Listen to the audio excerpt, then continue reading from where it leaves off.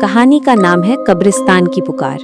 सबसे पहले आप सभी का दिल से स्वागत है हमारे चैनल सुनील श्रीवास्तव डरावनी हिंदी स्टोरी पर, जहां सिस्किंग में छुपी सच्चाई और सन्नाटे में दबी चीखें सुनाई देती हैं।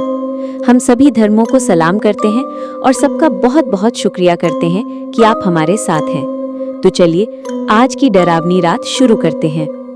रात के ठीक 12 बजे थे। चांद आधा था और उसकी चुप सी रोशनी कब्रिस्तान के गेट से झांक रही थी। मैं माया उस दिन अकेली ही निकली थी, वो भी अपनी सबसे बड़ी गलती करने। मुझे किसी ने कहा था कि उस पुराने कब्रिस्तान में अगर कोई इंसान आधी रात को एक मोमबत्ती लेकर 3 बार बोले कौन है, तो जो आत्मा उसे सुन ले वो उसके पीछे पीछे आ जाती है। मैंने भी सोच लिया था कि अगर ये सब बकवास है तो सबके सामने साबित करके रहूंगी। लेकिन वो रात मेरी जिंदगी की सबसे भयानक रात बन गई। मैंने जैसे ही कब्रिस्तान के गेट को पार किया, तेज ठंडी हवा चली और फाटक अपने आप धड़ाक से बंद हो गया। मैं चौंकी पर हिम्मत करके आगे बढ़ी। मोमबत्ती जलाकर मैं बीचों बीच उस पुराने पीपल के पास पहुंची। चारों तरफ सिर्फ धुंध और सूखी पत्तियों की सरसराहट। और फिर मैंने पहली बार कहा, कौन है? कोई जवाब नहीं आया, बस दूर से किसी की हंसी सुनाई दी। वो हंसी औरत की थी, पर टूटी हुई, जैसे किसी ने उसका गला दबाया हो। मैंने दूसरी बार कहा, कौन है? अब हवा तेज हो गई थी, पीपल की शाखाएं जैसे मेरे ऊपर झुकने लगी।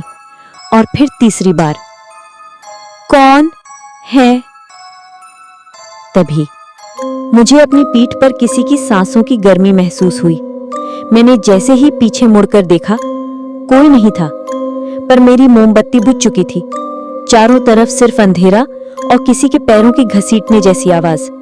मैं भागी। पूरा कब्रिस्तान जैसे जिंदा हो गया था। कब्रें फट रही थी, कोई औरत मेरी तरफ रेंगती हुई आ रही थी। उसकी आंखें बिल्कुल सफेद थी और वो धीरे धीरे बोल रही थी, मैंने सुना था, तुमने मुझे बुलाया था, अब मत भाग, अब तो मेरी है। मैं चीखी, नहीं, मैंने गलती की, मुझे माफ कर दो। पर वो चुड़ैल हंस रही थी और कह रही थी, गलतियां करने वालों को कब्रिस्तान माफ नहीं करता। जब सुबह मेरी आंख खुली, मैं उसी कब्र के पास बेसुध पड़ी थी। लोगों ने कहा मैं 2 दिन से गायब थी, पर मुझे तो लगा था बस एक रात बीती है। अब मैं कभी किसी को चुनौती नहीं देती, क्योंकि मुझे पता है कुछ आवाजें अगर सुन ली जाएं तो जिंदगी भर पीछा नहीं छोड़ती। आपसे गुजारिश है, रात में अकेले कभी किसी वीराने की तरफ मत जाना, और अगर कब्रिस्तान से कोई तुम्हें पुकारे तो समझ लेना वो पुकार नहीं, तुम्हारी आखिरी चीख हो सकती है।